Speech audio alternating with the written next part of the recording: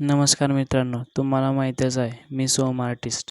तर मागच्या व्हिडिओमध्ये मी जी स्केच कंप्लीट केली होती ना, ती क्लायंटला खूपच आवडली. त्यांना त्या स्केचची फ्रेमसुद्धा करून घ्यायची होती. सध्या मी त्यांना स्केचचा फोटो पाठवला आहे.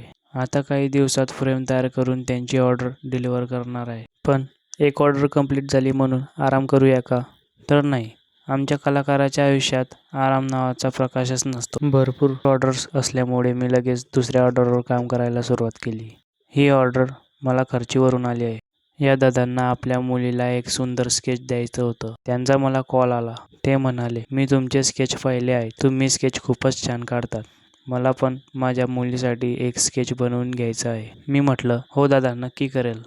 आता काम लवकर सुरू करायचं असेल तर फर्स्ट हाफ पेमेंट करावं लागतं, हे तर तुम्हाला माहीतच आहे. मी त्यांना फर्स्ट हाफ पेमेंट करायला सांगितलं आणि त्यांनीही लगेच पेमेंट केलं. पेमेंट आलं आणि मग काय, कलाकाराची पेन्सिल थांबते का?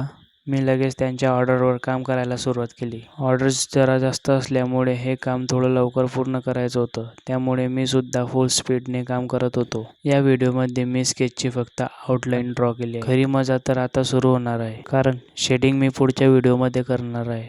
आणि माझ्या स्केचमध्ये खरी मजा कुठे असते? तर शेडिंगमध्ये. म्हणून पार्ट 2 पाहण्यासाठी आताच माझ्या पेजला फॉलो करा. भेटूया मग पुढच्या व्हिडिओमध्ये. तेवढ्यासाठी बाय.